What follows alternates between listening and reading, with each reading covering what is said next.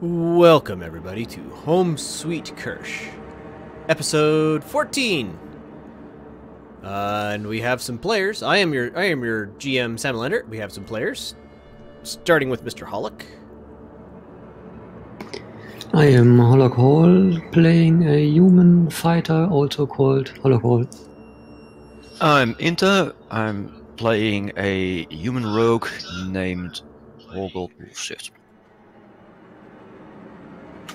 I'm Sutter. I'm playing Kobold Ranger called Gruntos. All right. So, who would like to go over what happened last time? Also, you guys got to start burning some inspiration, so I have something to give you.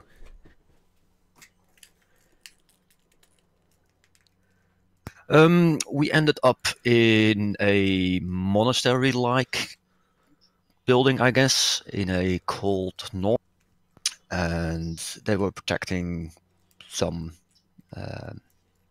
metal that attracts seekers, so they can defeat them. And we discussed with them later on. We made friends with them after we defeated, of course, the last session before that, the danger, and then we made our back home to Orcold. Did I miss something? Nope, that seems like about it. Oh, we left one player behind. Yes. Or rather, you left one character behind. The player will be rejoining us. Satet remained behind to help guard the sanctuary. So, you guys, I'm actually going to go ahead and advance it a few, probably 4 more days. It's the 28th, the last day of Diamond. You guys have been meeting regularly in the Snorting Boar, because that's what you guys have been doing up until now. Nothing much has happened in town. You've heard rumors. The new ship that was supposed to be coming into town is overdue. All you've heard about it was it's some sort of new propulsion for the ship. It's about, at this point, it's about 3 weeks overdue. It was supposed to arrive while you guys were chasing after the Iron Seeker. It has not arrived yet. But it's, say, early afternoon. Grusha has left with you where she can be found. She kind of is acting like, well, she was hoping that you guys would hire her on as meat, essentially. But I don't know if you would take her up on that or not. But she, after a couple days, meeting the Snorting Boar, she's kind of stopped visiting. Yeah, so while you guys are here, I would like you all to please make perception checks, actually. Just a note.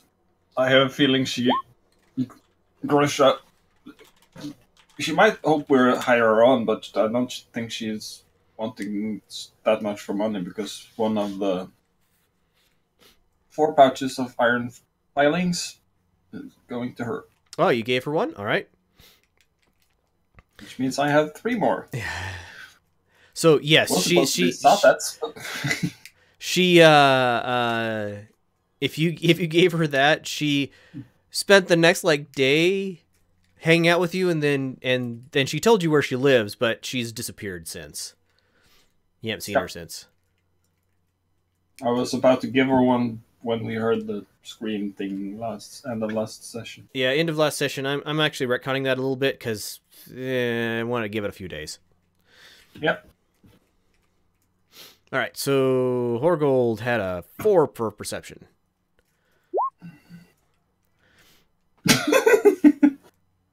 Even with a natural 1, he beats it. All right. So you guys completely miss everything.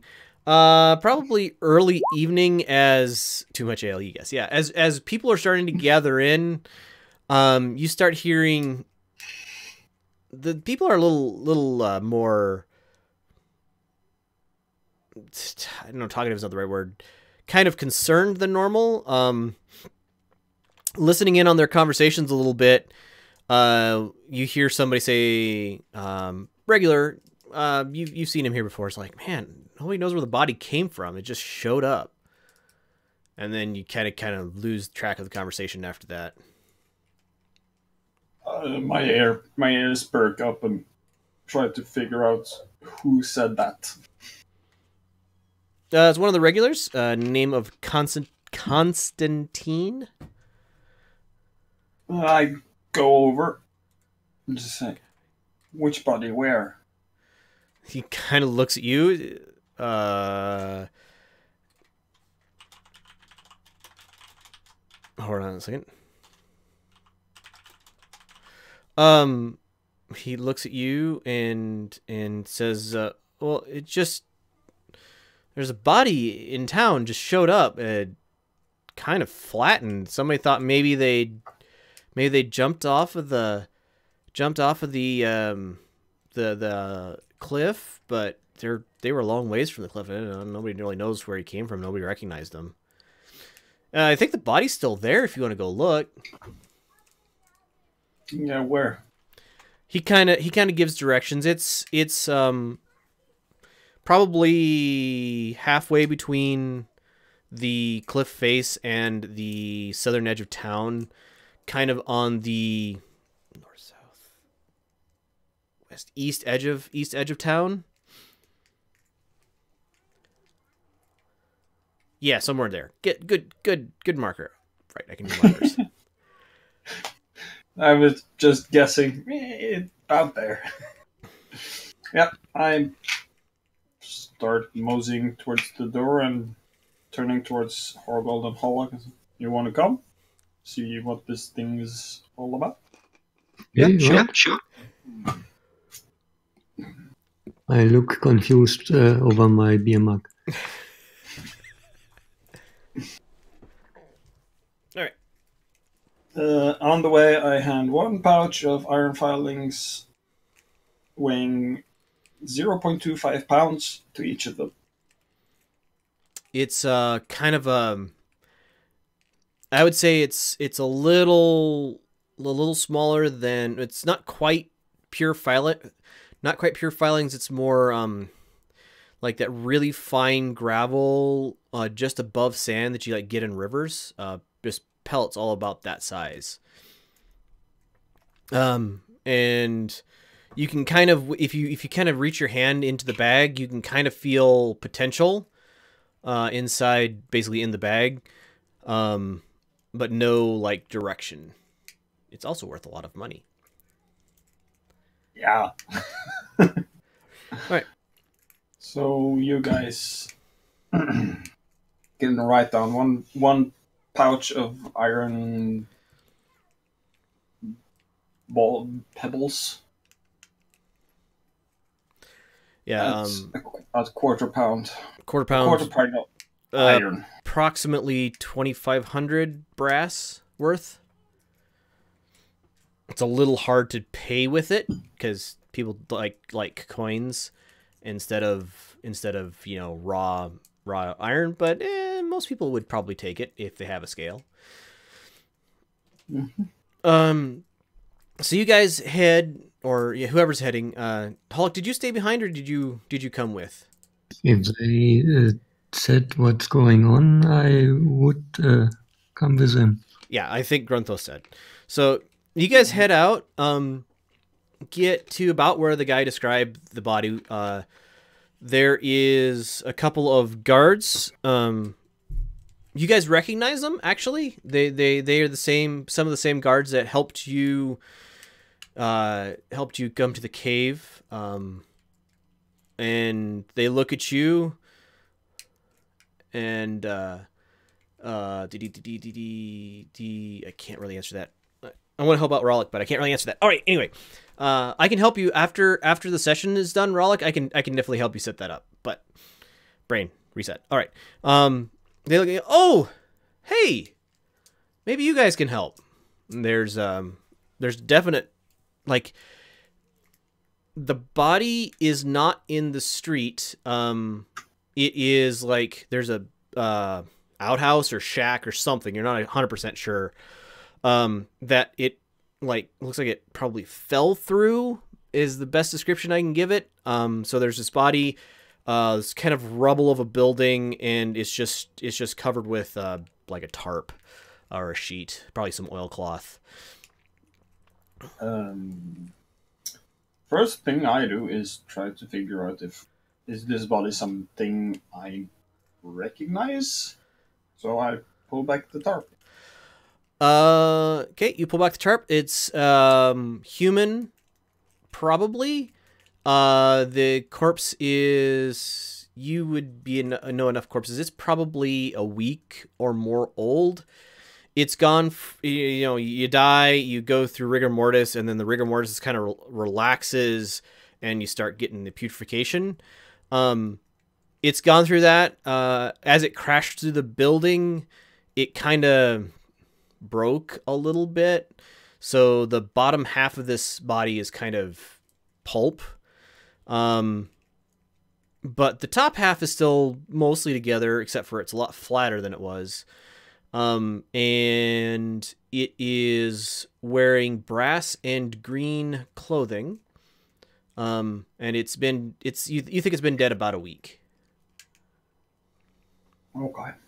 I could technically do a medicine roll to figure that out. Yeah, you could do a medicine roll to learn more. Yeah, I'm gonna see if I can learn more. It's not even fair. All right.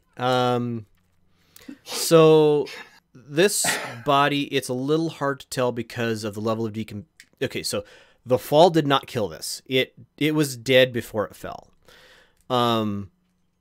It has some marks on the arms, and like if you like with the 21, I'm assuming you like take the shirt off and look at the face. I go thorough. You're pretty thorough with it. It looks like this thing died of like a broken neck or head. It's a little hard to tell with the fact that it impacted the ground rather rapidly. And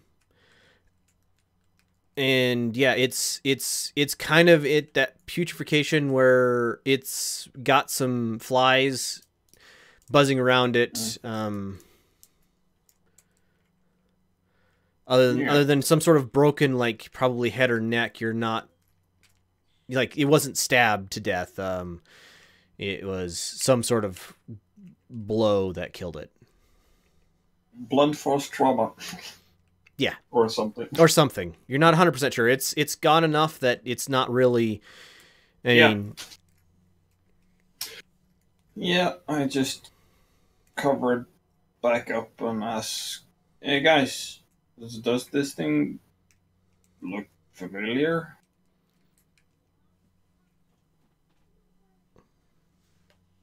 Well, we do know that the green brass armor is from Enya's private army, right? Sure looks like it. Same cut, same color scheme. Are there any symbols we can see? There is a dragon on the lapel, kind of underneath the lapel.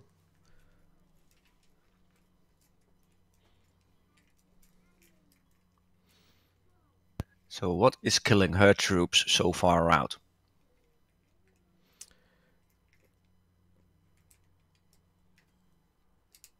Give no idea. Give me either investigate or give me like an investigate roll or a. Could I do a survival roll to try and figure out from what direction this thing came flying? Sure.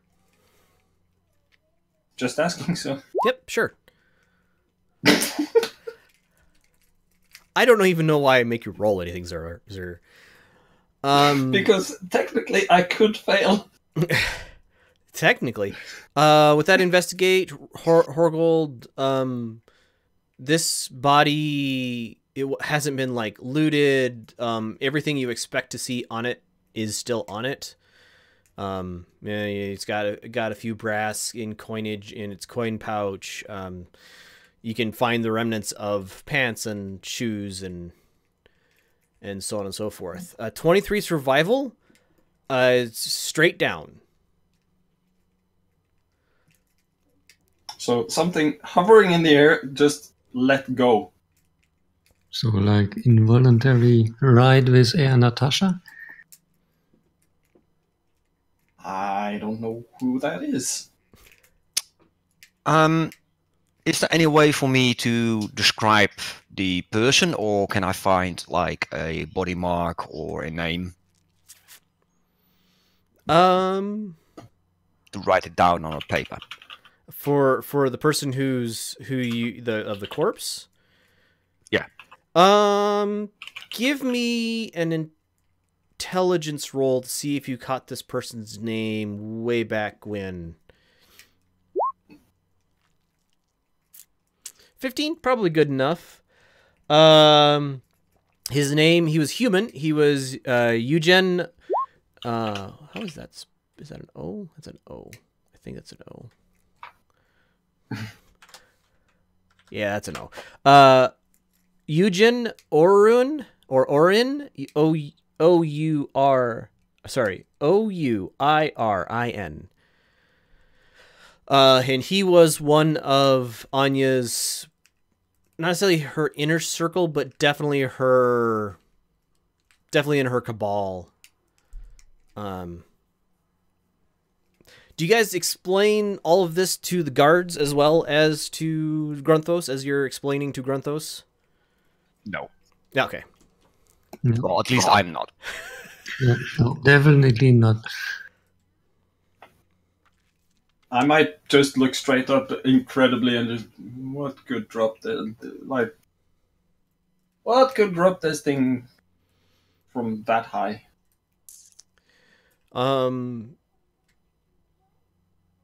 But I just take in the information they give me.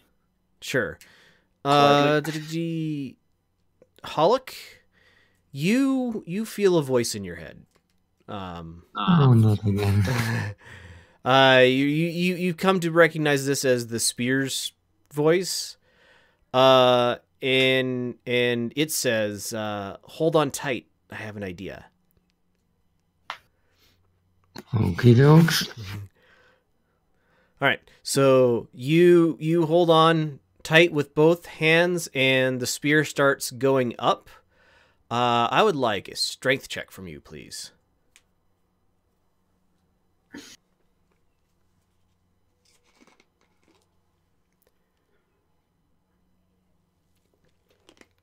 Athletics, if you have it. Cyber run of time. Sure, just a minute. Oh yeah, you're just fine. So you start going up. Horgold and Grunthos. All of a sudden, you see Hollick take a hold of his spear, and then you feel a spring wind flowing out from it, and he starts rising up. Obviously, the spear itself is rising, and he's holding onto it. And it starts going up, and we'll come back to that in just a second. I want to do this sideboard with Horgold quick. What's up? I want to sneak off. Probably this is the best moment. Like either everybody is focused on Hollow. Sure. And I want to write a message with the name. Okay. And found his body here and put it in the ring. All right. And if they have any information when he was gone missing and what was his mission, maybe. All right. You do that. It'll be a little bit before you get a response back. Okay, no problem. All right. Hollick, you start rising up through the air. You think with a little practice, you could learn to fly on this thing without having to worry about holding on to it. But right now, it's just sheer you don't want to fall 100 feet that's keeping you in the air. Athletics, you probably have like gotten yourself wrapped around it and it's just rising up. It's the Nimbus 2000. Yeah, kind of. You get up probably 300 feet, maybe more. Probably you're probably on the order of 100 to 200 meters actually, so 600 feet. High enough up that everybody else below you is looking small, and everybody like everybody who's on the ground still, you guys can still see the speck of Hollock, like the sun is shining on him, and you can still see him that way, but other than that, he's kind of a speck. And off in the distance, Hollock, kind of behind a cloud, or rather, with a cloud underneath it, you see a for everything in the world looks like a sail ship. Probably another 150 meters up and to your north.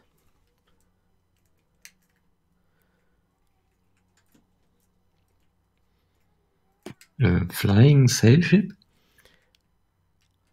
You get a shrug of I don't know from the spear. Is it stationary or is it moving away? It's moving, but very, very slowly. It's kind of adrift, I guess. It doesn't seem to be directioned. Can we fly to it? Yeah, Spear is like, oh sure, and heads in that direction. You approach it. The smell when you get here is like not good. It's several weeks dead things. That's not even getting close to it. If you kind of crunch up your face, you feel a breeze coming from behind you that pushes the stench away, but you also notice it starts pushing the vessel away.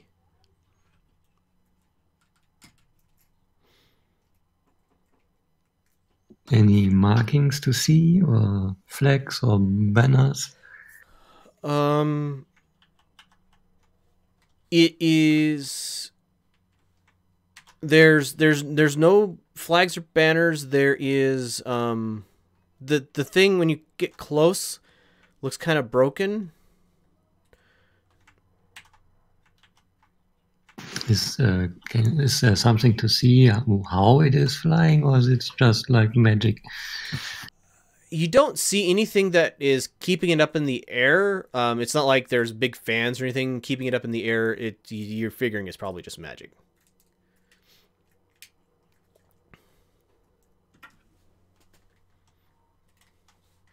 I think Oh, difficult. I asked the spear to take me back to my comrades. So it's like it flies you back down to where you landed. When you get back on the ground, the spear like feels extra heavy in your hand. It's like nap now, and it goes very quiet.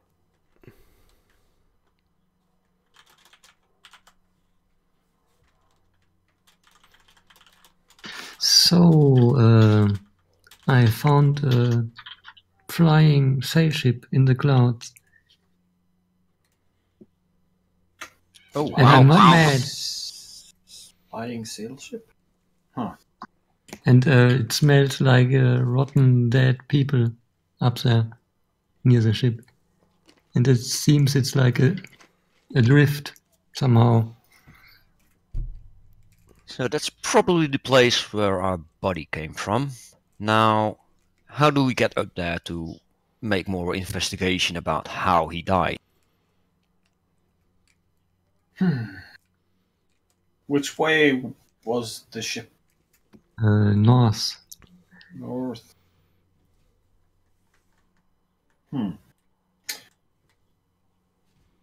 About there. I just put it in the thing. Somewhere, yeah, about there. How many feet is it up and away from us?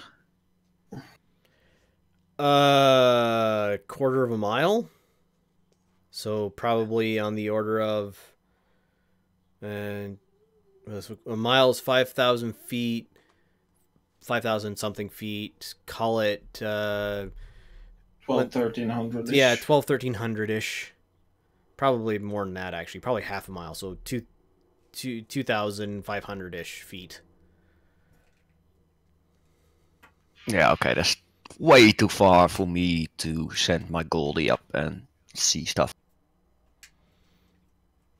It would be closer if you went up to the other part of town, but, you know, you think right triangle, so right now you have the hypotenuse. If you go along the base, then you still have the vertical component, which is almost as far as the base length. I say we start going towards the top to see if we can spot it from the top of the city. Maybe try to figure out a way to get up on the way. Haluk, now that you know what to look for, you can identify the cloud that it is behind, separate from the rest of the clouds. It's moving with the wind, so it's a little harder to spot, but it's not quite the right color and shape and altitude compared to the rest of the cloud cover. Gruntos has better eyes than I, or was it? I think he was better at that. So I tell him what to look for. Gruntos, give me I want just a DC 5 perception check. Just gonna don't roll a 1. Don't roll a 1 is what I'm asking for. Yeah, no, you didn't roll a 1. Okay, so after Haluk points it out, you're able to discern the cloud separate from the rest. You can track it pretty easily. Yep.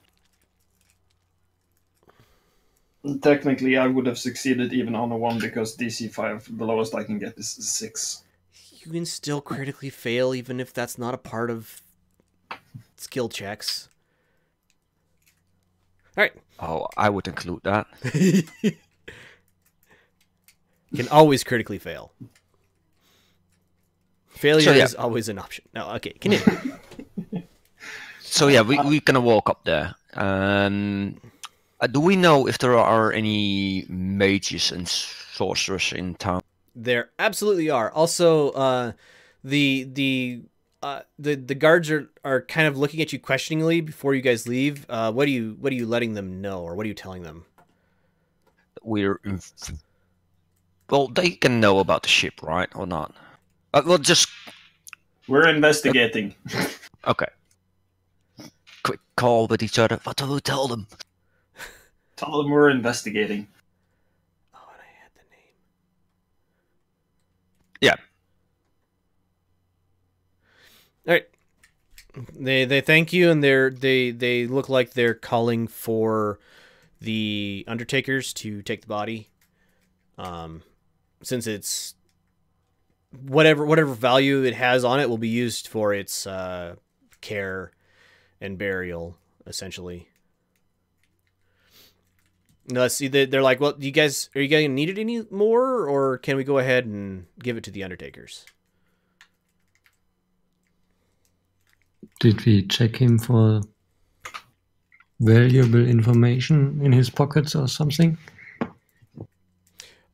Grunthos looked him over pretty thoroughly and didn't find anything that they explained anything. Oh, okay.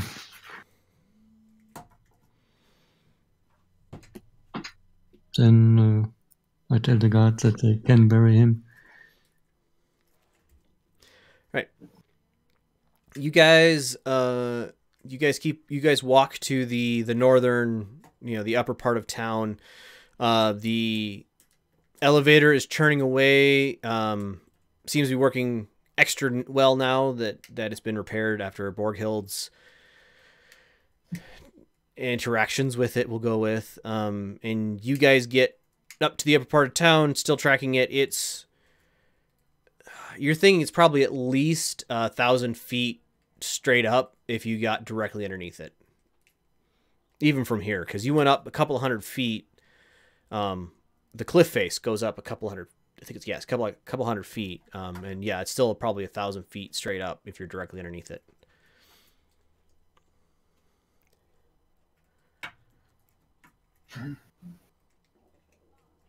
Yeah. Given that we're in the magic part of town, I want to. I kind of want to try and find some place to rent a flying carpet or something. Sure. Give me a knowledge. Give me an intelligence check. See if you know someplace that might do that. If you have a good skill, let me know. Investigation? Maybe. Yeah, sure.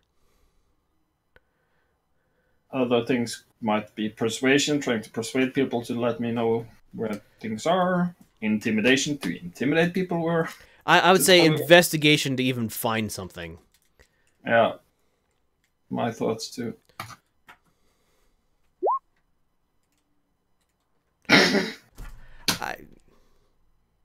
Yeah, so after probably an hour, you find a magical trinket shop, and they have a carpet in the back all rolled up. The place is closing. It's evening enough that it's like, as the bell jingles as you guys come in, the guy's like, yeah, how can I help you? Wait, I know you. You're Grunthos. What are you doing in my shop? Yeah. I need to be able to get to a cloud. I mean, so you need to fly, is what you're saying. Yes. Preferably with my two companions, and I just wave my finger behind me at them. He kind of looks between you two. It's like, wait, I know you guys. He's heard of you. Let's see how he feels about you. I think it's pretty good though. Yeah, he's like, yeah. Hollick and Horgold, right? You guys helped chase the Iron Seeker out of town. Whoa, that got around fast. Out of character. It's been a month and a half. Oh yeah. So was about to say it. We spent a month in the Feywild. Who knows how much time passed in the real world? Apparently a month. In character, he's like, sure, you guys are good. I've got a magic carpet. It's 10,000 gold. Sorry, brass. 10,000 brass.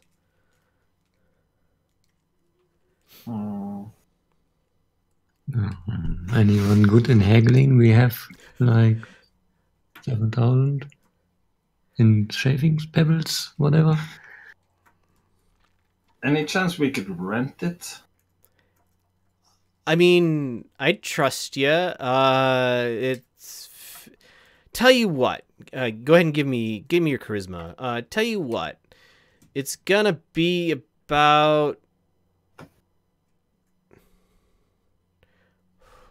It's like 100. I can let you have it for like 150 an hour. And just 1,000 deposit to make sure, you know, I just, somebody might come in and want it, as he's actively closing up the shop. Somebody might come in and want it while you guys have it, so, you know. Well, I don't think there's a big danger of them wanting it this evening, but I take my pouch of shavings. I put it on the counter. There's your deposit and safety deposit on it. He kind of chuckles, like there can't be enough money inside there, and looks inside of it, and then like Big Eyes looks at you and says, yeah, that'll cover it.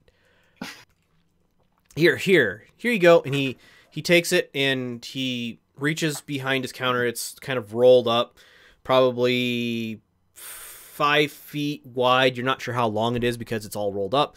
And he lifts it and tosses it over the counter at Horgold. The thing hits your hands and is surprisingly light for its bulk. Give me just... you don't even need to make a dexterity check. You managed to hold on to it without it falling to the floor. Thing weighs like maybe a pound. It's really light for its bulk. Thank you very much. Just he kind of looks at the amount. Bring it back tomorrow. We'll see what we can do. Can we send it back if needed? Well, yeah. On command. He's like, draw a. He draws, or he's got like a symbol on the front of his shop. It's a, what would it be? Probably it's a wizard hat inside of a circle. He's like, draw this with your foot on in the nap of the carpet, and then tell it to go, and it should automatically go here. It'll land on my roof, probably. Yeah, we don't want to lend it any longer than needed if we might to be staying somewhere. Oh, okay. It's not smart, so make sure you draw the symbol good. Well, make sure you draw the symbol well. Yes, will do. Thank you very much. I'll be back for the remainder tomorrow. Gruntus, do you know how it works? Nope. He gives you a short, like, you unfold it and you say the command word, which is up, because it's real inventive. And the thing floats up, and then you kind of like controlling a horse. There's a couple of straps on it that you pull, and you can kind of direct it up, down, left, right. Yep. Okay. We'll see if we can get this flying piece of furniture to get up to the ship. Are there any slow fall or featherweight potions that one could buy? He's like, yeah. He's got featherfall potions. What level is featherfall? I think it's a.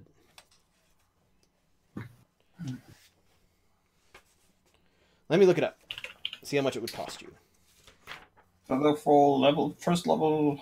Spell. So it's going to be 50 brass for a featherfall potion. I take one. I'll take one. I'm gonna hold on to the carpet. All right, you guys got your featherfall potions and your carpet, and you roll it out. Say the command word, and it Up. It absolutely starts flying. It's not super fast with the three of you on it. Grunthos, your weight's almost negligible, but this strikes you as probably a single person carpet. It's probably about twice as long as it is wide, so you guys can sit on it fairly comfortably. You don't feel like you're going to fall off. As long as you're not like, you do the whole thing where you like grab the edge of it and look over the edge. It's a little bit vertiginous, vertigo inducing, but it feels solid, like surprisingly solid underneath your feet. And up the thing goes. It easily is able to go the distance to the height of the ship, and you guys are a lot closer than Hollock got. The place is like if there's any breeze blowing it to you, the stench from this ship is nauseating, and you're not exactly sure what's going on there. Oh, Holocall, you should tell us about the stench. Should buy a potion for that as well. Yeah. Hollock, you kind of have a breeze at your back all the time. You're not really noticing it anymore. The breeze is ever so slight.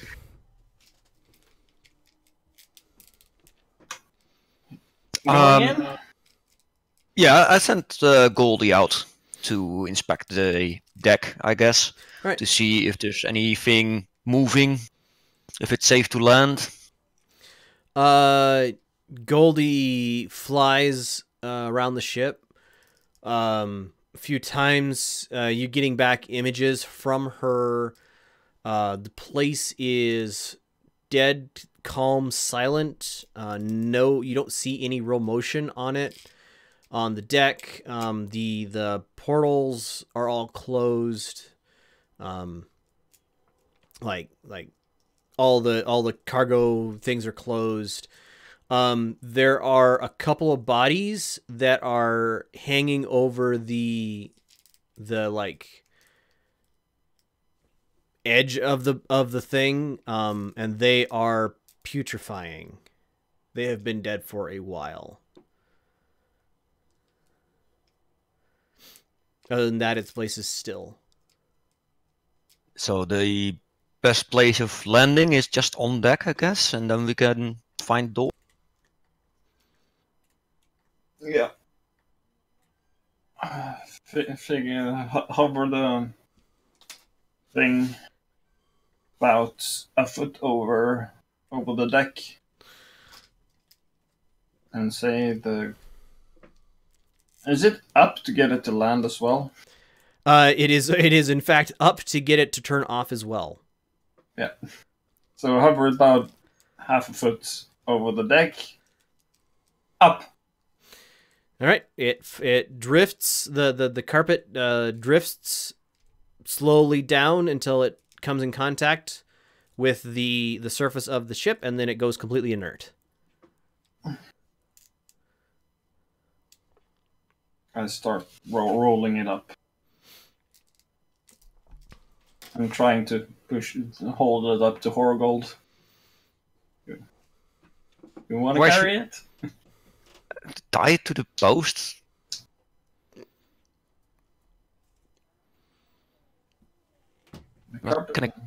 Yeah, I'm not gonna carry a carpet around.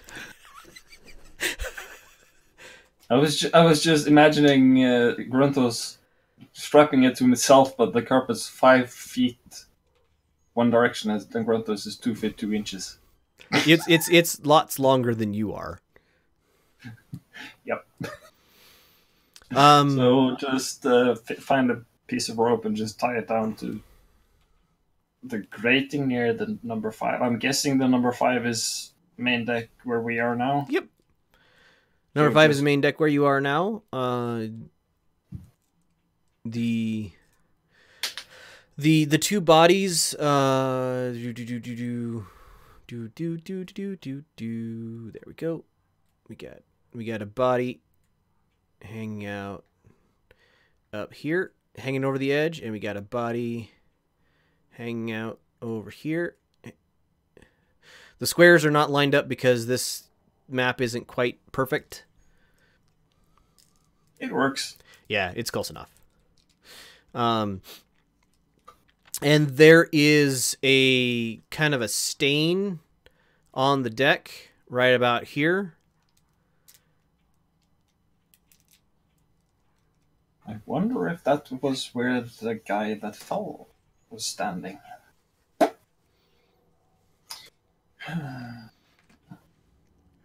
The what looks like a ballista on the map is kind of an arcane circle. It's not actually a ballista, right there. And the one on the forecastle or forcicle is actually a. Sorry, catapult, arcane circle, ballista, actually ballista.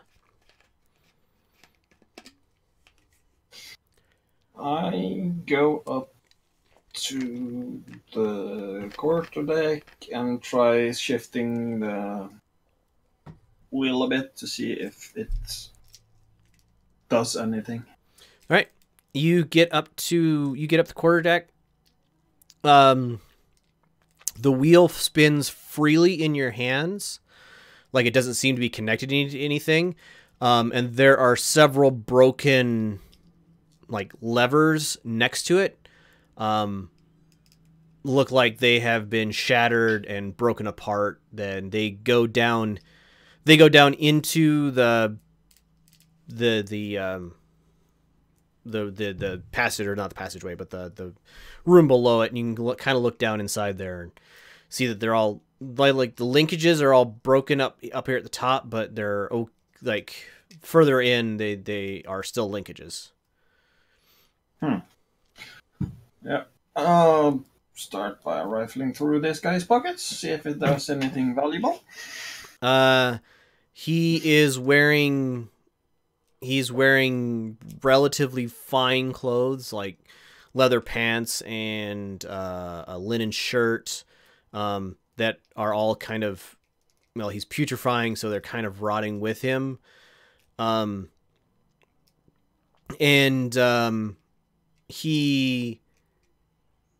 He doesn't have anything super valuable on him. He's probably got a couple brass in his coin pouch. He's got a book in. He's there. Well, there's a book like laying on the deck near him. It is kind of indecipherable. Like there's a bunch of numbers on it, and you don't understand what the numbers mean. Grab the book, put it in the pack. Right? Just call it numbers book. Can we identify on what caused the death of the two people? Sure. Give me your medicine roll. That was the second thing I was going to do.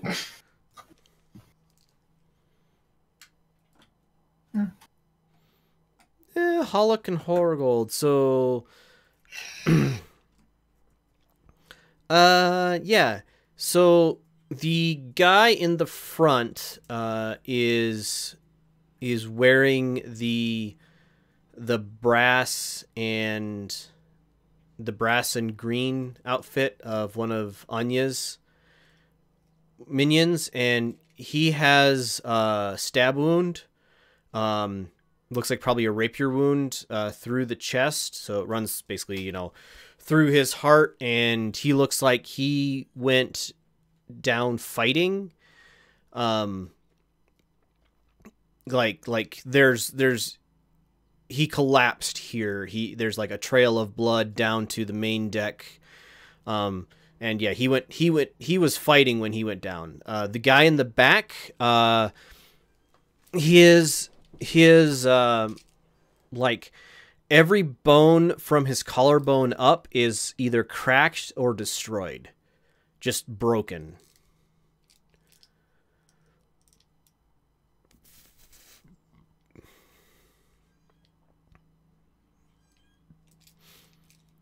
And he's also wearing green brass? He is not. He is wearing like leather pants and a white linen shirt. Well, it's not really white anymore. He's wearing a linen shirt. He's got, like work boots on.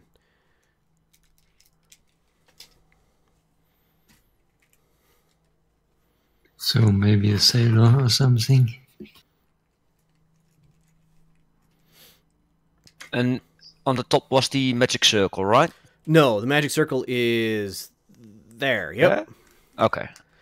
The one on the front is an actual ballista. Looks like there's rope everywhere. If you wanted to say shoot, you think you could launch. There are some ballista bolts here. You think you could use them as a grapple's not the right word. Anchor? Well, you could attach a rope to it and use it as a thing to attach you to something. Harpoon? Yes, harpoon. Yeah. Okay. But yeah, shooting straight down would be a little bit hard. It doesn't seem like it's designed to shoot down. I want to go look for the captain's quarters. Yeah, let's stay one group and just search the ship. All right. Yeah. All right. You guys go into the captain's quarters are actually marked by room number 3. It looks like this place would be more spacious, but there's a bunch of mechanical things running through here and then out toward the, like, comes down through the deck of the quarterdeck and comes down through the deck of here, and there's a bunch of linkages, and then, well, you haven't gotten that far yet. But like a third of this room is like these linkages and connectors and so on and so forth. And in the captain's quarters, you guys would find a log. It is in a shorthand that I don't think any of you would be familiar with. Give me a knowledge sailing or anything along those lines. Any of you have anything sailing related?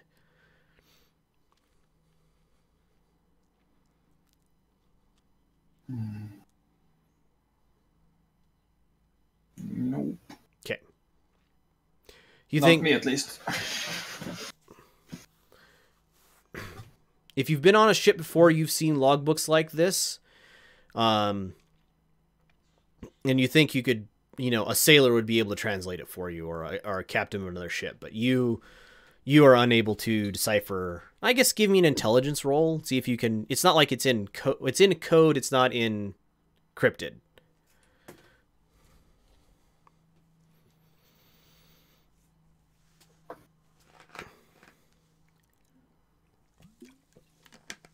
$15 is not enough. 3 is also not enough, and neither is 13. All right, so you can't make heads or tails of it, but there's a lot of writing, and there's like dates on it, or at least you think there are dates on it, but you're not sure what the notation means. Well, it goes into my bag. Is there a name on the side of the ship? There is a name on the side of the ship, and I wrote it down somewhere, and then I completely have lost it. Oh no, did I write it down? I did write it. The name of the ship is the Bright Sail.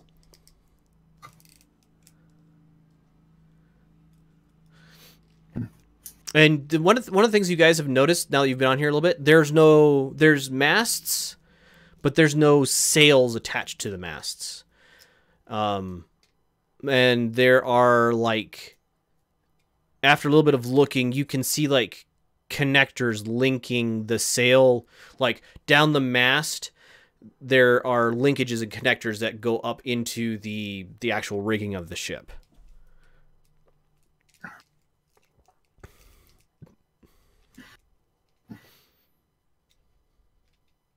So yeah, let's explore the other rooms. Okay. Yeah. When you guys open room 6, it is almost overwhelming. The door was like, all the hatches were closed and the door was sealed. And when you open it up, you realize that there wasn't a lot of air circulation going in and out of there, and you find 3 more corpses inside of the room. It is, and they are also putrefied, and the smell coming from them is bad. They are also wearing, like, none of them have boots on. They're wearing like leather pants, leather like a jerkin, and like linen shirts, and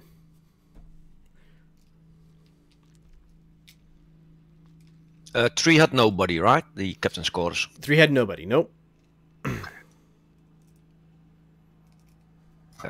Can we see how they died? These guys appear to have been thrown violently against the... So the bunks that are shown here are not actually bunks, they're hammocks. So they're not like wooden posts and stuff, but they're just hammocks hung from the ceiling. And these three have been thrown violently against like the front section of this room, probably from somewhere inside the room. And they're like one of them got hung up in the hammock, and one of them is just like, you can see the imprint of the blood on the wall where he impacted and then slid down. And then another one like right over here. I can actually place them. Maybe I can place them. No, I can't find it. Hey. Anyway, there's like one here and one here and one here. And they look like they were thrown there violently.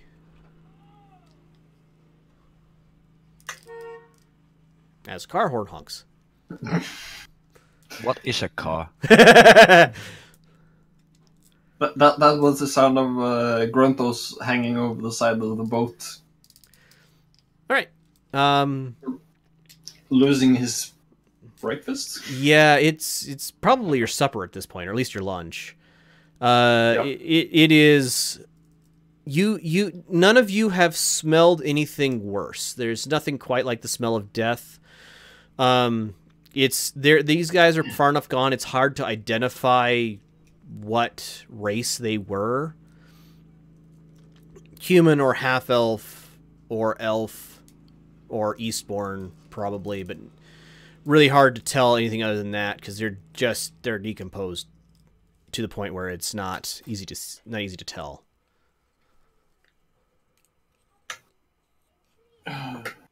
Onwards to a different room without the stench. Yeah. Guys, close. I say from outside. I didn't even think about that, but you're absolutely right, Zer. Somebody got an unpleasant shower. Although it's far enough up, they probably just get, like wet sprinkles. With chunks. As you guys move down into the main hold, We didn't have 4 yet. you didn't hit 4 yet. 4 is okay. So you head into 4. It is a galley. It looks like it can. There's like a brazier in one part of the wall that they can cook stuff with. There's also just table and chairs and stuff. Looks like a place where people can gather to eat. There's some food here, like ship's biscuits and stuff, but nothing too out of the ordinary. The fire is not lit. You guys haven't seen any source of flame on this ship. Magical Are there otherwise. coals in the brazier? There's ashes. Okay. Onwards. All right. For me, at least. All right, heading down I'm not into section 9. This is a fairly open space. It looks like probably the main hold. There are grates open above you, a couple of them that could be removed, that you could lower down larger packages or barrels down into here. There's also a grate in the floor here where larger things could be moved down another level again. The hold itself has things like food and water, kind of stuff you would expect to see on a ship at sea, perhaps. Some like wood. There are linkages. So traveling along the ceiling here, there are linkages coming down from basically down down the quarterdeck, through the quarterdeck, through the captain's cabin, down into this area, and then running along the ceiling. Grunthos, you are having no trouble with height. Hollock and Horgold, you guys are like almost half hunched over trying to get through this area because this thing is like taking up a lot of the ceiling space, and this roof is probably only maybe 5 feet tall before they added another 2 feet of stuff running overhead. It looks like the connectors are like shielded on the bottom so people don't bonk their heads into them, but you can still like look up and reach in the side. They run directly underneath and like touch various parts of the like the underside of the magic circle, and then they also run to each of the masts and then run up from there. Do they hum? What's that? Do we hear some humming or, I don't know, strange feelings from the connectors and things? It feels magical, but it's not like a... So you can kind of sense some magic from it, just, you know, experience living. It looks like there's a lot of mechanical, like, doing to it, though. It looks like the various things touch different parts of the magic circle and change perhaps something on it, or Arcana would tell you more.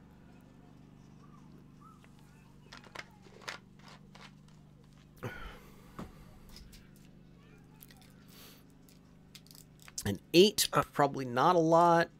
5, not really. 13. Sure. 5 each character, absolutely. Horgold, you couple of minutes of looking at this. It looks like the mechanical linkages and everything are set up in such a way that this ship could be controlled one of two ways. You could either control it as an individual person from the wheel area, or if you had a bunch of people, you could probably like touch. So something a little bit, well, with 13, nah. So it looks like there's like leather gloves that are touching the circle in various places, and they look like they could like push it, turn it, move symbols like left, right. The symbol, like the underside of that arcane circle on the top deck, is like glowing slightly down here. It's probably the only source of light you guys have down here, unless somebody has some sort of light with them. So it's like faintly glowing. Well, I guess there's some light coming down from the grates above as well. Yeah, if you reach up and touch the symbols, you find that you can change them, and when you do that, you just touch it a little bit, and the ship kind of shudders and shakes a little bit, and you know, instant reaction is to pull your hand away, and then it stops.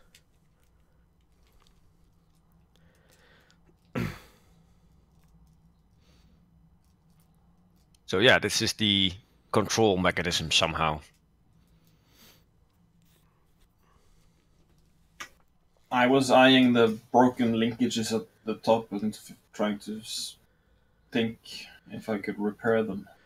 You think Somehow. with some tools and some time, you could absolutely get them working again. You're gonna need some like craftsman's tools, and you haven't spotted any yet here. But it's no more complex than the sort of traps and stuff that you're familiar with. Yeah. Onwards to the 10s and the 11? Maybe? Okay. The 10s, there's just a simple room with a single bed in it. Nothing too much to speak of. Here, The rooms are neat. One of them... actually, no. Two of them look like they had been occupied and not cleaned up after. So, like, the bed covers are ruffled. One of them is like the backmost one is completely, like, there's a layer of dust. There's kind of a little bit of a dust on everything, but there's a layer of dust on these sheets, like they've been undisturbed for longer than the other two rooms.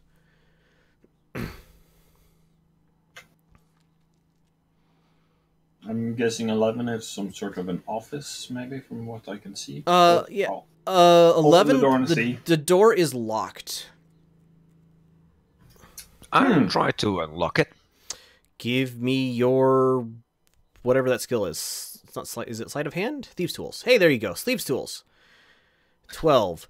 Yeah, you get it open eventually. It's one of those things where it's like you get the thing in there and the little twister tool, and you think you got it, and then it falls in there. It doesn't. One of the pins fall, and you have to start over again. And you do it, and it's like 10 or 15 minutes of this. But you eventually are able to get the lock open, unhasp the door. Inside of this room, there's this looks like it is the treasury is not exactly the right term. Quartermaster's place. Yeah, there's a small chest with a couple hundred brass in it. There's another chest that's got probably two or three topazes and there's like 3 topazes and a star sapphire, all pretty valuable, worth probably a couple hundred each as well. Oh, you know Grunthos is looting this. There is another log book of some sort here on the desk. It's closed. There's like an ink pot next to it. Opening it up, it looks like a financials book. If you're familiar with like the business of keeping businesses, this looks like a one of those. Yeah, I think I am, and I want to see what sponsored this trip or where this came from. All right, so give me a investigate, please. And look through the thing. 26. Oh yeah, you get it pretty quick. This ship started in Kartuk. And by the date on this ship, it started about 2 months ago. So say early name of month, which I had just forgotten. Calendar. Amber? So yeah, it's probably early Amber. Started in Kartuk, and it like, you have entries for took on supplies, took on water, took on this. It looks like they supplied themselves as if they were an ocean going vessel. So 90 days of rations for a crew of 4. 90 days of water for the same, and so on and so forth. The handwriting is neat and well organized. Crew of, let me count again. 1, 2, 3, 4, 5, 6. Crew of 6. And some trade bars are mentioned in the lower hold, and some treasure. Basically, the amount of treasure you find here is about half of the treasure listed in the actual log. And how much brass was in the chest? There was 300 brass and 3 gemstones worth 100 brass each. Two topazes and a star sapphire.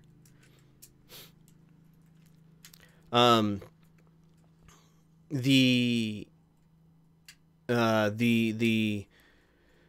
ship's log also, or this business log, I guess you'd say, also mentions stopping at Convergence and taking on passengers at 100 brass each, paid in gems, and then no more entries are made.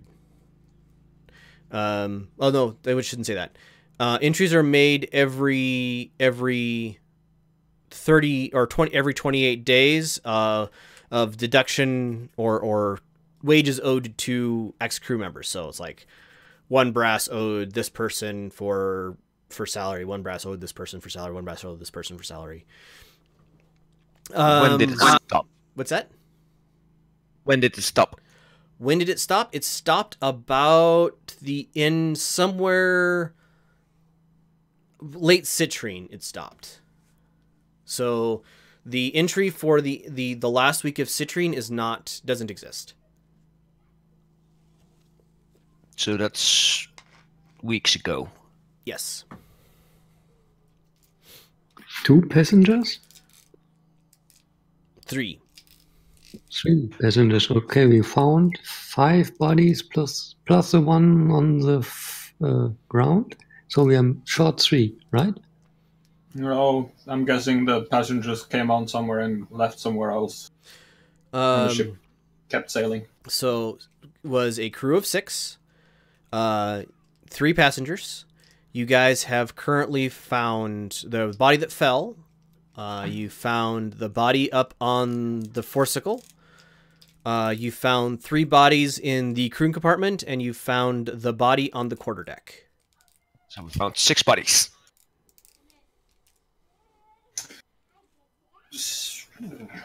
Was everything in 9 just food and supplies? Everything in 9 is, food and supplies. Okay. Torontos would like to go and check out number 7. Number 7, this is a galley as well. Basically, this looks like the main kitchen for the ship. The one in 4 was a lot smaller than this one. So in here are all of the, like, the small things, the spices, the, like, dried herbs. There is a dead and rotted chicken, in a cage on the, like, right over here. There are a couple of eggs that are below the chicken. You're not sure if they're good or not. You're guessing probably not okay. But there are not broken. No, they're not broken. Okay. And the chicken looks like it probably died of... It was in a cage and nobody was feeding it or giving it water. So that raises only more questions about room 6. Yeah. But the eggs might be okay. The eggs might be okay. They have had a rotten chicken corpse on them for who knows how long, but they're eggs. They're designed to last a while. Yep. Not gonna take them, but they might be okay. Right. I got rage with me. I don't need to eat any of this food. You don't know what killed the crew yet. So Nope. there is a small supply of charcoal in 7, to fire its stove. Yeah. There's actually a chimney. You actually can see on the map. There's actually a chimney that goes up through here. I've been looking at the legend. Is there an actual legend on here? Oh, there is. Anyway. Number 8. Number 8.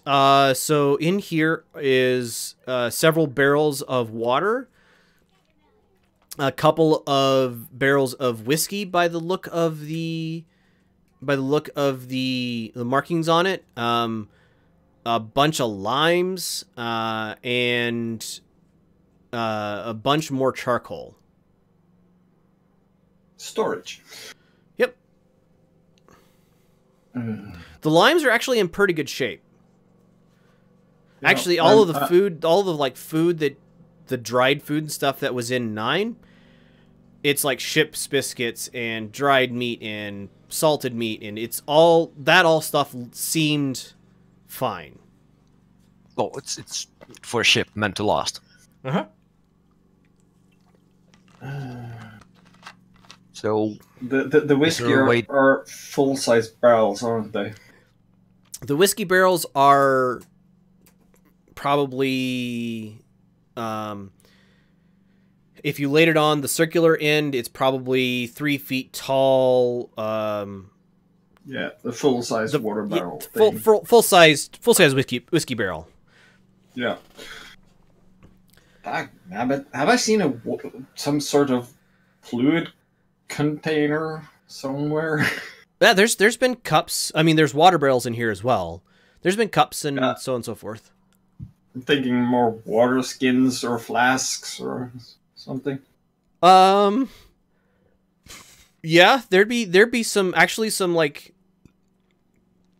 flattened water flasks or similar in the supplies on in the main cargo hold.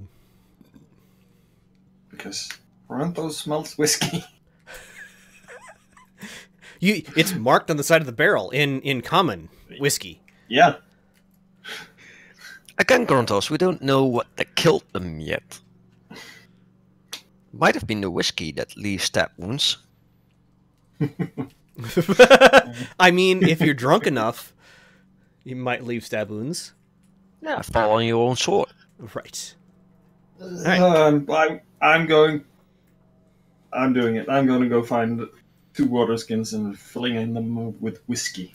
All right. So you find 2 water skins and you uncork the open barrel, like there's one of these barrels of whiskey that's up on its end and it's got a bung in it, and you open up the thing. This whiskey is fairly or very young. It's very pale brown. Not a lot of smell to it. It's not a high quality whiskey, but it's definitely, it's been aged in an oak barrel, and it's whiskey. It's just Yep. not it's not aged long. It's fresh, cheap whiskey. Right. Yep. I got 2 whiskey skins. You absolutely do. All right. Rontos likes to get things. He does. What are you guys doing next? Is there a way down more? Yep. Down there, that's great, that opens up. There is a ladder that you can basically put into place. Looks like it can be... the ladder is such that you can put it into place and it's there, or you could take it out in case you have like large things you want to lower down. There's like a block and tackle overhead that looks like it could be hooked up to lower things down at the bottom. You guys head down into the lower deck. Down here you've got like big things of lumber. You've got heavy bulky things seem to have arrived down here.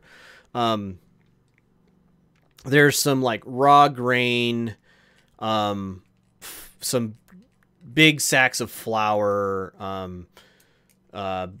like big 6 inches by 6 inches bracing lumber, I guess you'd call it. Various planks of various sizes that look like they fit along with the rest of the ship. Tools? Yeah, so there are in fact tools down here. If you head into the back cabin at 13, there's like wooden mallets and various craftsman's tools, and there's kind of a little workbench down here. Looks like you could fashion things. It looks specifically set up so that you could work down here and make things. Grunto starts grinning. The wide reptilian grin that he has. Lots and lots of sharp, pointy teeth. Yeah. All right. But And first thing what's- first, number 12. Yeah, what's up front? It is, you see, give me an Arcana check, please, everybody, with advantage.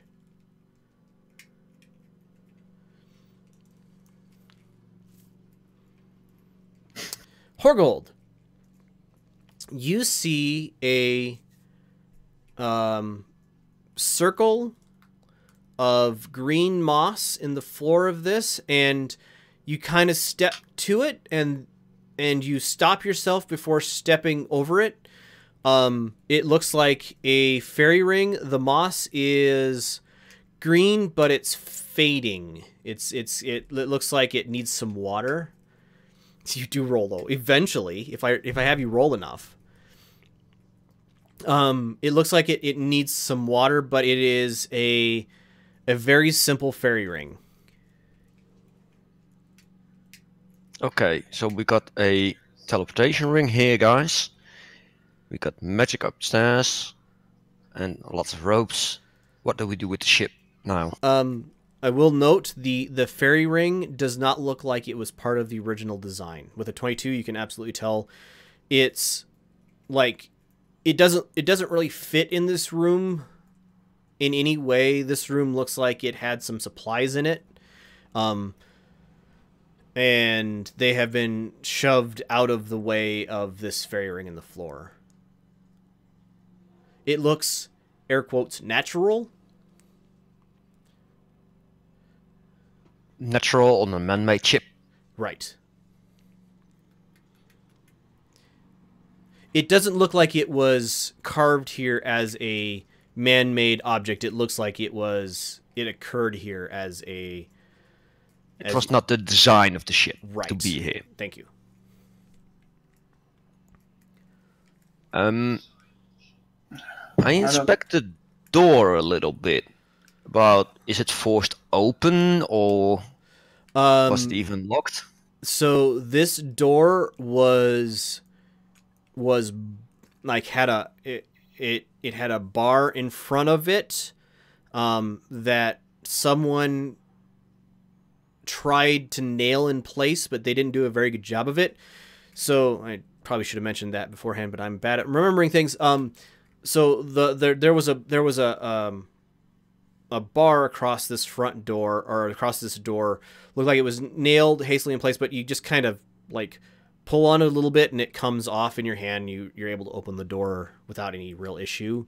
It doesn't look like it's been forced in either direction. But the bar was in place. But the bar was in place.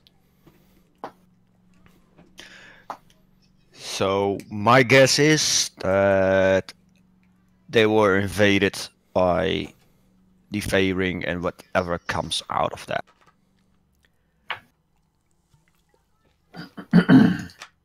So the murdering party is on the other side of the Fey Ring if you want to find those. First of all, I would just shut the door, board it up properly, and try to fix the steering. Okay. So if you want to just work on the steering until it's repaired, it's like probably 7 p.m., 8 p.m. at night. You think you could do it? You can't really do it tonight because there's not enough light. You might be able to. You might be okay. You think you could try, but it would be much easier in daylight, especially if you like opened up windows and stuff. So if you don't want to roll, or if you want to just do it, probably about 12 hours of work tomorrow during the daytime would get you probably fixed. Not 100% sure that would be.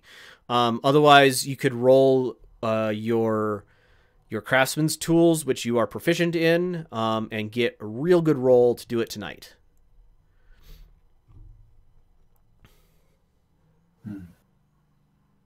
What do you say, guys? How much of a hurry are we in? The Feyring is, well, lower of losing his magic. So if we want to use it, we probably need to feed it some water and we can use it. I'm not sure how long that will stay. Knowledge Fey or an intelligence check?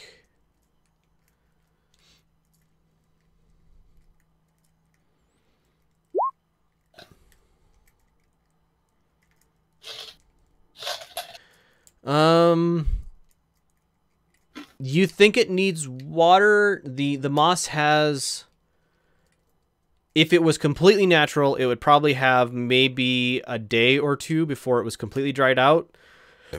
You're not sure, with it being a little bit magical, how long it would last.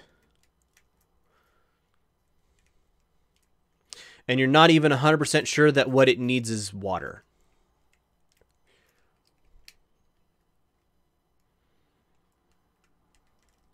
I say Maybe we he needs a spell as well. Right.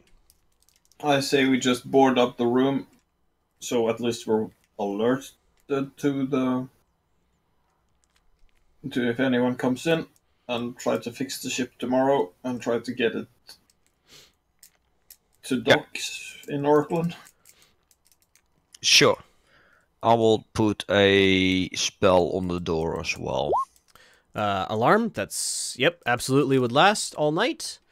And I'm going to fortify the door better than the last person did. Give me a crafts tools roll. With your you are competent with them.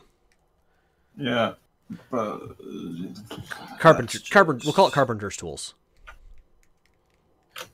Proficient is the word I'm looking for. 20 plus 3. Hey, look at that. You think you have barricaded. Somebody's going to have to destroy this door or the wall around it to get through into this through this space. Good enough for me. That's what I wanted. The like, you're pretty sure somebody with an axe could get through the doors or the wooden walls of this ship with, you know, maybe 10 minutes of axing questions. But they're not quiet minutes if that's the case. No, I've eliminated the possibility of someone sneaking up on us. At least from that room. The alarm did the same. Way less effort. That is also true. All right. Are you guys staying here for the night, or are you gonna ride the carpet back down, or what you up to? I'm gonna find that room. Okay. You wanted to fix the controls and stuff like that, right? Yeah. It's easier tomorrow when I've got some light. So I'm gonna wrap in for the night. You can take the carpet down if you want. No, I will stay here. We don't split up. Are there any crates or barrels we could put the decomposing bodies into? Maybe put some whiskey on them to reduce the smell? Yeah, the smell's been... It's kind of faded into the background, but as soon as he says that, it's like, oh yeah, this place, not real pleasant. Which is why I picked the room, the unused room that is furthest away from the biggest stench. There absolutely is barrels and stuff available. With a little bit of interacting with the bodies, you are able to get them into something and seal it up. And other than the fact that now your hands and arms smell not great, you're able to seal away the bodies so that their stench is at least contained. There's plenty of water and whiskey, though, here. I think I use it. I'm missing a word here. Disinfect. There you go. You disinfect your arms and whatever clothes you were wearing to help when you were carrying the body, and it smells like after like you guys open up the portholes, and after like a little bit, the smell definitely fades. It's not gone, but it's definitely fading. Yeah.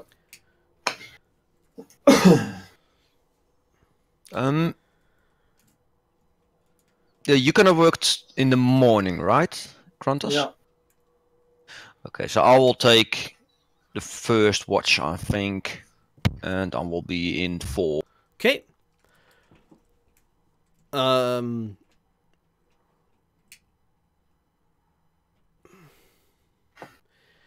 The first watch passes without any incident.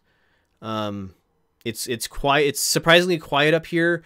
Your bird is loving it, like able to flit out and go around and underneath the ship and on top of it and land up in the rigging, and just in general is loving being able to fly and land someplace high in the sky. And you can see the city below. You've kind of drifted. You're not quite not over the city.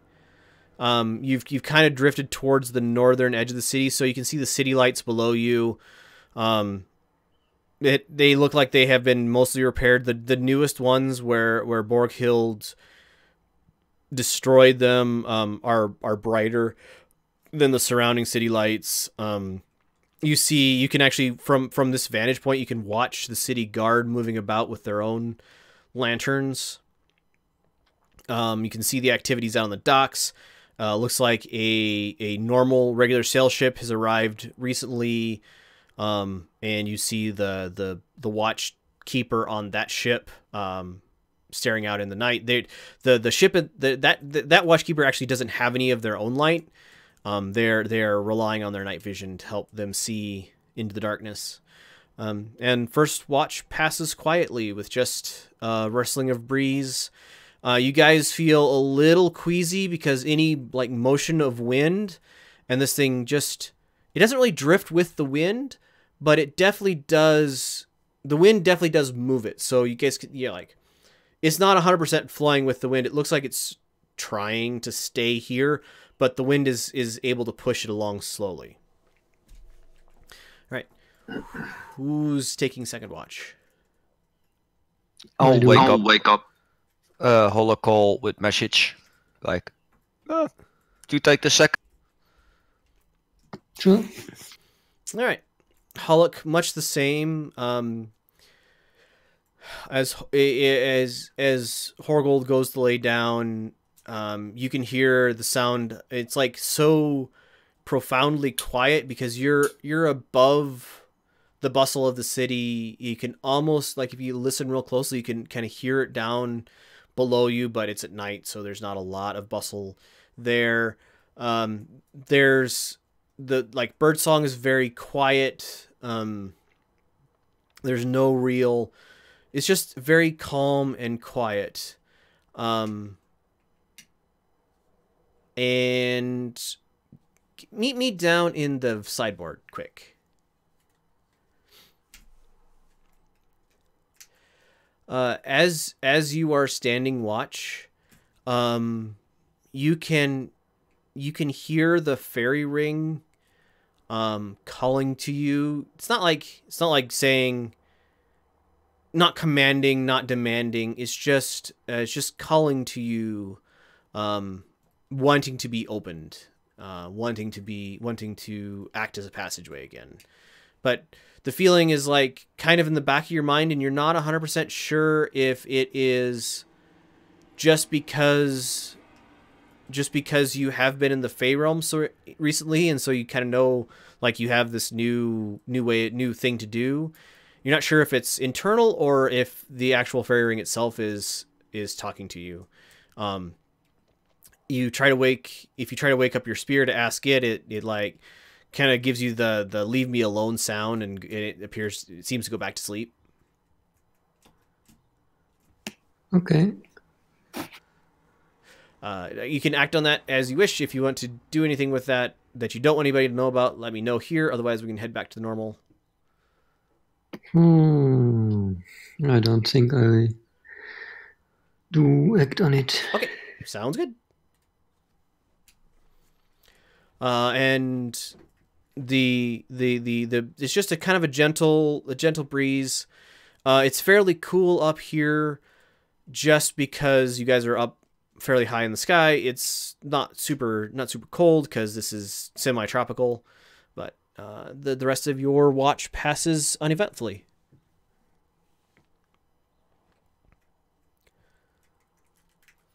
I wake up Gruntus at the end of my watch. All right, Grunthos, you are awakened. It's probably third watch, probably like 4 o'clock in the morning. The bed you slept on was sized for a medium person, but you found it comfortable enough. And you are the only one who hasn't gotten a crick in their neck from stooping down to get around the bottom parts of this ship. When you get back up on deck, again, the night is dark. From this height, like the sky at the very edge of the horizon. So you could see further horizon than you've ever seen in your life. Down and below you, or away from you. And you think that there's just that ever so slight lightening of the edge of the horizon that it gets when the sun is gonna come up in a couple hours. Seems you're up high enough that it seems earlier than you would expect, but the sun is just barely, or not really even peeking up. It's just the edge of the sky is subtly lighter than everywhere else. By this time of the morning, the town below you has gone basically completely silent. You can see, again, guards making their rounds, and everything else. I'm using part of my watch to try to figure out what I need to build to make this work as well. So, give me intelligence plus proficiency.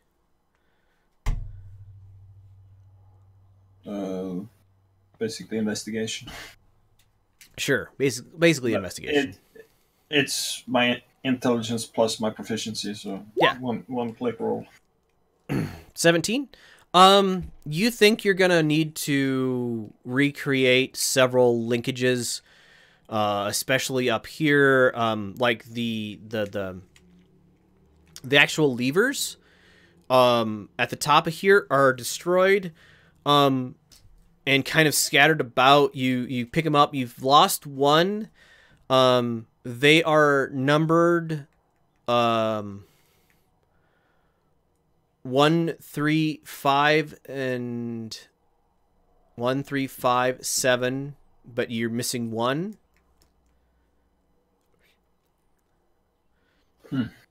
And by they're like scattered about in such a way that you don't know which lever went to which linkage. Nope. When I get this fixed, it's gonna get very interesting. Yep. As the sun rises, it seems to rise earlier, but then you look down and you realize the sun hasn't actually risen for the town below you. But as the sun rises for the town below you, you can actually see like the delimiter, the whatever it's called, like pass across the ground down below you. And you start hearing, more faint noises from the city as the city starts waking up. You hear birds and look up and realize that there have been a couple of birds in addition to Goldie that are like up in the rigging of this thing, just resting. As the sun hits them, they kind of wake up and make their morning bird song, and then head off to do their bird things. Yeah. When it's time to wake people up, I just use my. I walk as heavily as a 70-pound kobold can. Just thump my legs as I walk down to start trying to wake them up. So, Hollock and Horgold, you eventually hear through your sleep the thump thump thump of the little kobold. It's very quiet here. You guys are used to the city. It's very quiet here. So the sound seems amplified until you get up and start moving around and realize that it's really not that loud. It's just that the reference to noise isn't really there. So you guys are all awake and all able to do whatever you want. It is probably 7:30 in the morning, you're thinking, looking at the light level of the town below. Gruntos goes into tinkering mode. All right. I'll ask Gruntos about how long will you take this tinkering? So I would like a DC 5 check for every 5 you get over that. So 5, 10, 15, 20, 25 is an additional 4 hours off. If you make the 5, it's 12 hours of work. The proficient Yep. Tool works. Proficient tool works. I don't even know why I make you roll. So 12 hours would be 5. 10 would be 8. 15 would be 4.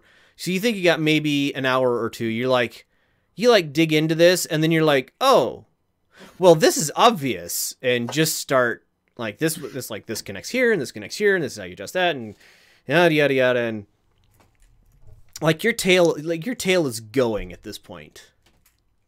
I distracted him a little bit to asked him to get the number book. Yep. From I the hand guy over up. the numbers, number log, number book. Horgold, as you're looking over the number book, and then you look at the controls that Grunthos is putting back together, there's a correlation between the two. You're not exactly sure what the correlation is right now, but there's a correlation between the two. The numbers in the number books are all primes plus. They're either a prime number, or they're a negative prime number, or they're a prime number times 2. Try to make some form of breakfast. Hollick, you absolutely can make breakfast. There's a couple eggs. If you want fresh question mark food. There's also ship's biscuits. No eggs. Ah, you're fine. There's ship's biscuits and salted meat and plenty of water. You're able to make a fairly hearty, if not very flavorful breakfast. Limes, if you want to put it in with the stuff, there seem to be fine. I share the information what I got from the book with Kortos to see if he can improve on his work or something, or figure out how it actually works. With a 21 skill, and both of you give me a intelligence check with advantage.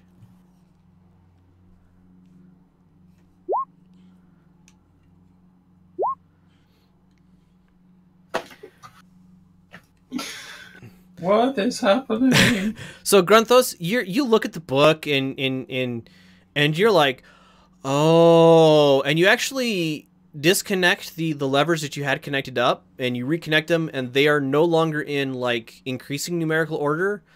That it now goes 1, 5, 11, 7, 3 across the deck, and then the wheel itself doesn't have a number on or anything, but you know you can spin it left and right. And so you think you have the mechanism worked out to match what the book says. You're not exactly sure what the book is telling you, but you think you have the mechanism worked out to match what it says. And now starts the fun part. But before I want to try and land. Okay, so before lunch, you think you have this thing all put back together, and intelligence 18. You have a clue for how to drive it, but you can't reach everything from because you're too small. Yeah. First things first. Now I start trying the wheel. Does the ship at least rock a bit? So rotating the wheel with all of the levers in neutral does nothing. I just pick the first lever, which was 1, Yep. I think. I just pull that into engage and try to shimmy the wheel a bit. All right. You play around with a little bit, and you find yourself moving like the thing is no longer drifting with the wind, and it like is moving forward.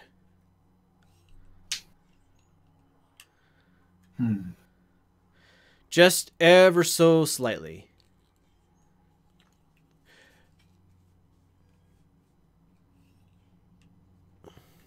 Are the levels like the Minecraft level that they're on or they're off, or are there gradients? There are the each lever can be forward, back, or middle. Middle is, from what you can tell, neutral. Yeah. The wheel can turn left and right. It also pushes forward and pulls back. You can tell, like, as you do various shiftings of the lever, you either hear the gloved things underneath the deck moving around, or you see the rigging up above your head moving. Depending on which lever you pull and which direction you pull it in. Now the fun part starts. I want to land. All right. Give me just straight luck, a D20 roll.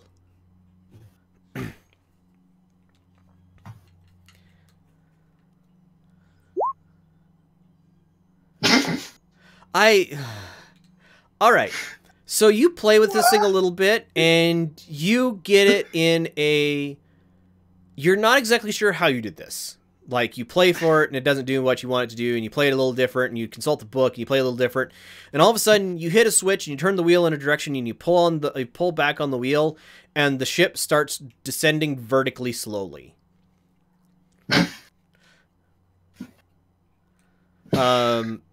Horgold and Hollock, the ship is moving. Where are you guys at? Eating in the galley still, I think.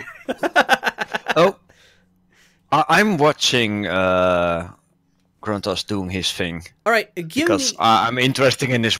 Give me an intelligence roll. Yeah, give it to me with advantage. You're watching him do this, and he's consulting the book, but he doesn't seem to quite understand. It's 13. You sort of get it. You think you would be able to make this thing move at least forward and back and up and down. You're not exactly sure how to like turn it in space, but you think you could make this thing move forward, back, up, and down. I'll relay that information to Gruntos. Grunthos, one of the things you're realizing as Horgold is relaying you this information, you need longer arms, because some of these moves are like you have to shift 2 levers at the same time, and they're outside of your reach. Thank you, Horgold. Could you go and pull that lever towards us when I pull this lever? I'll follow his instructions. All right, you guys, where are you planning on landing? You guys have good enough control over this thing. You can direct it to a landing place of your choosing. The hull seemed floatable? Question mark? It looked like a ship's hull, as far as you're familiar. Because I kind of want to fly it down to the docks and land in the water. All right, it probably takes you an hour. You've got good enough control of this that okay. So you have the choice of how you arrive at the docks. Do you stay flying at the same height and then come like straight down and land at the dock? Do you like sweep low over? Do you buzz the town? What do you do? Question: have you seen the movie Stardust? Yes. Yeah. The Captain's Landing. I don't remember that well enough. Captain's at the wheel. He tries to put the airship in the water. Right. And splash, and he bounces and puts it down again. Okay, so absolutely very fitting. Before that happens, I want to interact a little bit with the party. Sure, go right ahead. If you don't mind to step in the sideboard, Sam. Oh, right. Wait a minute, am I going to be here alone?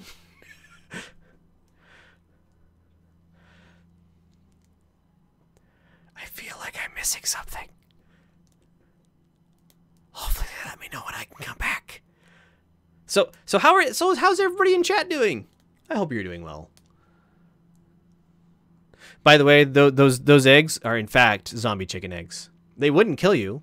They might turn you into an undead. Depends on the role. Where did the beard go? The beard is still here. It's just much shorter. I hope they let me know when I can come back. So I'm just whatevering for time at this point. For those of you listening or watching the podcast, I got asked to move into the sideboard just because I think the players want to conference with each other on what they're going to do with this, and I am perfectly okay with that. I have no issues with that. I wouldn't use it against them, whatever they decide. So it's up to them what they're going to do. But moo, yay, moo. So are there any questions from chat while I have a little bit of time here to talk? I don't want to get too spoily in case one of the players decides they want to listen later to this. But if you guys have any questions, let me know, and I will let you know. Other than that,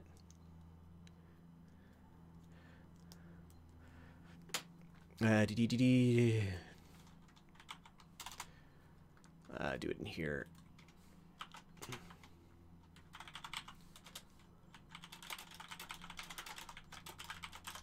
All right, there we go. Just drop by, say hi, and the beardless just scared you. It's fine. The beard will grow back eventually. I'll let the beard grow in and back eventually. Part 14. Yep, this is part 14. Part 12 was the killing of Borghild. Part 13 was the denouement of that story arc and the return to Orkland. This is the start of another story arc. My story arcs seem to last in the 5 to 7 session range, it seems, which I'm perfectly okay with.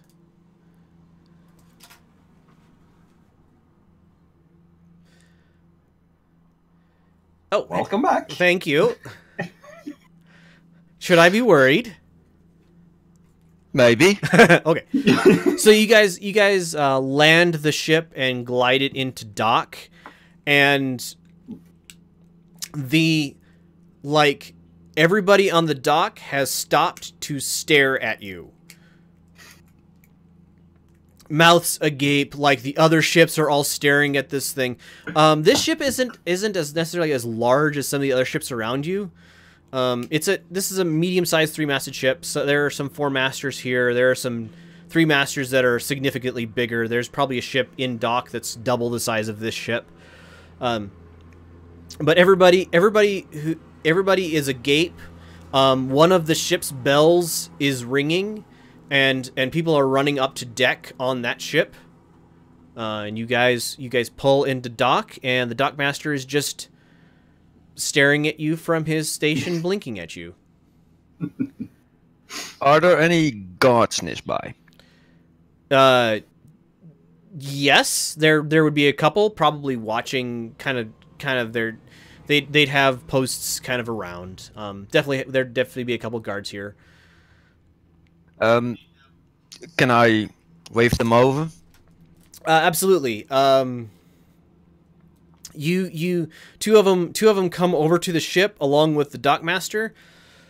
If you guys have been to the docks very much at all, you're familiar with the dockmaster. You've met them before. The guards, one of them, female, is one that helped you on the night of Borghild's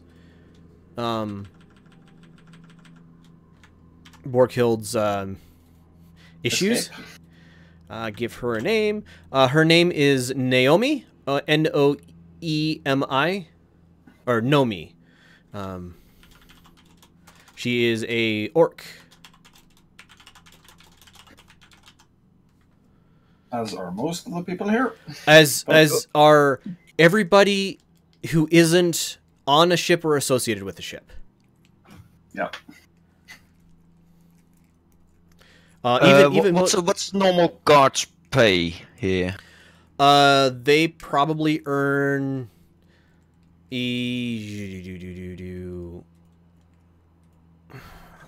Give me a second. Nope. I had this up and then I didn't think I needed. Pay.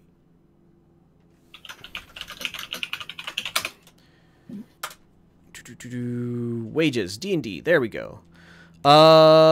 Wages per day is on the order of for the guards probably 2 or 3 silver or bronze a day. So a month will be 28 days times, call it 3 60, 76. 76, so 7 brass, 6 bronze. So call it 8. Call it round up to 8 brass. I'll give them each 8 brass and tell them let nobody on the ship and guard it. They look between each other and they look at you. And the gal who was helping you out says, "Sure, Horgold, but can my compatriot go get, tell? Can we go say what's going on here? What's going on here? Maybe we should start there. What's going on here?" We are trying to figure it out. We were hired by the guards to figure it out. And we're not figured it out yet. So please keep the ship safe. Oh, sure. Until we figured it out. What is that smell? There were a lot of dead bodies on board. There still are. There still are, and we keep them safe at this point. But we don't know what killed them yet, so we want to keep them in place until we figured stuff out. Okay, where are the dead bodies? I would like to report that. The other guard is letting her take lead. From up on the quarter deck, not the quarter deck, the main deck, about here, suddenly a coil of rope comes falling down onto the docks. Okay. And everybody looks and watches the coil of rope land at the dock, and then looks back at you, and Need to tie the ship up. a couple of them are going like, "Oh yeah, that make," and they work to like put the bumpers in next to the ship and tie it to the dock. And the harbor master is like kind of, when you say that and kind of like get everything start going, he's like, cargo? Dead bodies? You have dead bodies as cargo? What's your cargo? Do you own this?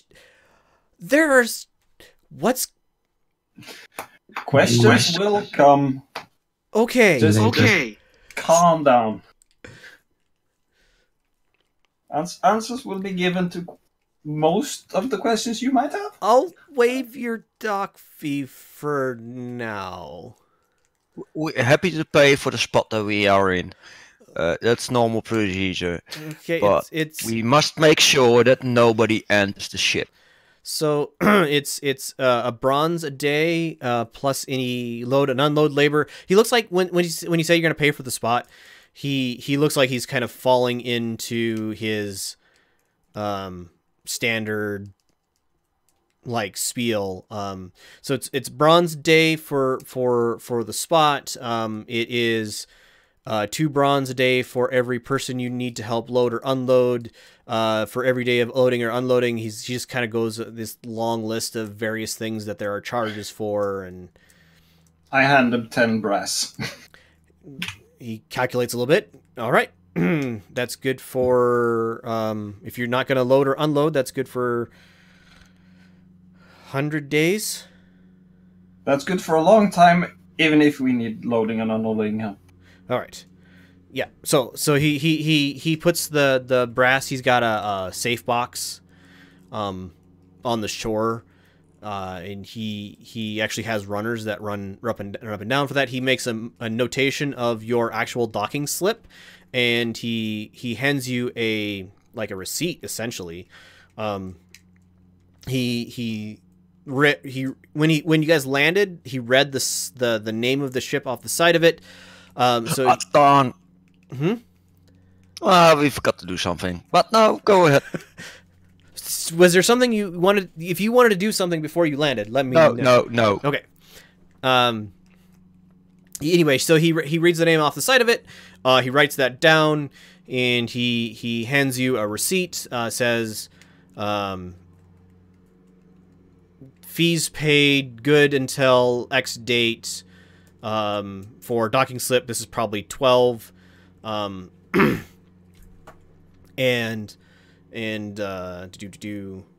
docking slip 12, and all this sort of thing, and hands you like he has it written down in his notebook, and he hands you a sheet of paper as well. It says we will work with the guards to protect it. Of course, we wouldn't let anybody steal anything from the ship. We run a reputable dock. But so many questions. Okay, it's fine. And he goes back to his work. It looks like he's checking in and checking out ships. So this is a deep water port. A full deep ocean sailing vessel can dock at this port without any, or at these docks without any issue. One of the very, very few places that you don't have to, like, the real big ships don't have to send out longboats to carry stuff ashore in. They can actually go all the way to shore. Just for the funny knowledge, please tell me we didn't just take one of the biggest areas with our little remaster. No, so you look like you've gotten in a fairly standard docking, and the real big ships look like they take up to four locations. So as you pull into this dockyard, your ship can pull up alongside of it, And so if you have a real big ship, you could have up to 4 slips paid for. So 4 brass a day. So our ship is on spot 12, and one of the big mother honking cross Atlantic boats would take up 13 through 16 if they came. Right, exactly. Okay. The dock looks like it's about half utilized. There's probably 20, 25 slips. Yeah. Okay. And go ahead. Go ahead. Gruntus, let's first get our carpet sold, or get your stuff. Yeah. Before we leave here, we should remove some vital components so that doesn't anyone play with it and fly away. Good point. How easy would it be to make the levers removable? I could probably remove them in like 15 minutes. You look at them, and you didn't build them this way, but it looks like they're built to screw and unscrew from, or they were in the past built to screw and unscrew out of the deck. And then there's evidence of like hinges. Looks like there's maybe was like a locking cover for it. Probably half an hour with some tools and some equipment which you have available. You could make a thing that you could lock down with a lock. Holocall, would you mind going to get a very robust padlock? Okay. And I use the half hour to make the locking mechanism for the levers. All right, Hollock, you are able to find, in about half an hour, you're able to find a fine quality padlock. I think it's a brass. Where should this padlock be on the ship? So the padlock itself latches the cover to the steering wheel, and looks like the way it's built, the steering wheel can turn left and right, but you can't like push it forward or pull it back. We're basically locking down the control mechanisms. Yep. It's sort of like the steering wheel locks that lock into the gear stick. Yep. We'll call it a brass. We'll get you a fine quality lock. Would take a person a fair amount of time to pick, with even a fairly good skill check. Okay. I will cost. It's only 20-foot cube, so it's not that much. You could cast it on the gangplank. Yeah, I can cast it on the entire middle lower deck. Sure. Yep, would for alarm? Yeah. That absolutely would work. How far away from the alarm can you be and still hear it? A mile. So, like 3/4 of the town. You'd feel it. You know, if you have a higher level, if you cast it at a higher level, you absolutely could hear it from anywhere in town, like level 2. I don't know if you have level 2 spells. No. Oh, I'm a rogue. Well, I was trying. A pinch of iron dust as an additional material component, say 10 brass worth, would get you a higher level as well.